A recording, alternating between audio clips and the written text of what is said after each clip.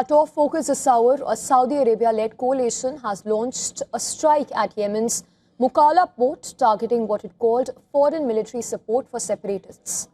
Yemen's government has declared a state of emergency after the latest strikes were carried out. In fact, Saudi news agency reported the strikes targeted vehicles that were carrying weapons and combat vehicles meant for the Southern Transitional Council.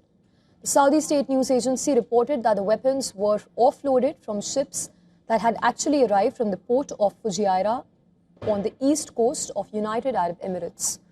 The latest attack comes days after reported Saudi airstrikes on separatist positions in Hadramaut province and after Washington called for restraint in the rapidly escalating conflict. The Saudi-led coalition had warned it would back Yemen's government in any military confrontation with separatist forces and has urged them to withdraw peacefully from recently seized provinces. Also, the UAE-backed Southern Transitional Council has swept through swathes of the country, expelling other government forces and their allies. It has seized major areas in two eastern provinces of Hadramaut and Al-Mahra. The STC seeks to revive the formerly independent state of South Yemen.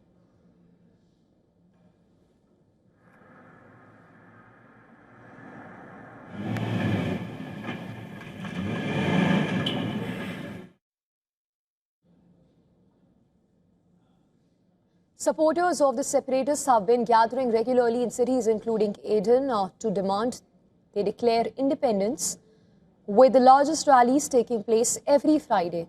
These advances have put pressure on ties between Saudi Arabia and the UAE, which supports rival groups within Yemen's government. The UAE has previously provided military as well as financial backing to the STC. But it was on Friday that the Ministry of Foreign Affairs, Saudi Arabia, released a statement that welcomes Saudi efforts to support security and stability in Yemen.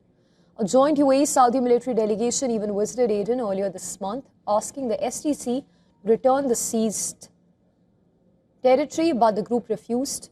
So far, both countries have sought to present a united front publicly, but their interests diverge on the ground.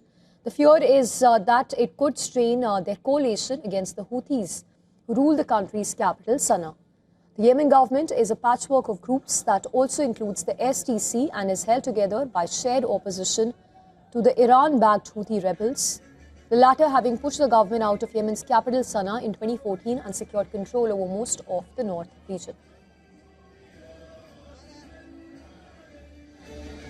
The STC, as it's known, has been backed by the United Arab Emirates in their fight against the Houthis, and the Emiratis have been arming them. But last week, we did see Saudi Arabia launch an airstrike trying to warn the STC off from two new governorates it's taken in Yemen. Those fighters remained in those governorates, and now we're seeing the Saudis launch this airstrike. It's a remarkable change for these two neighboring countries on the Arabian Peninsula. Both are in the OPEC oil cartel and long have considered each other as brothers, largely with the same political views. But in Yemen, the differences have been starting to grow wider and wider, particularly as the STC has grown more demanding in making its own country in Yemen.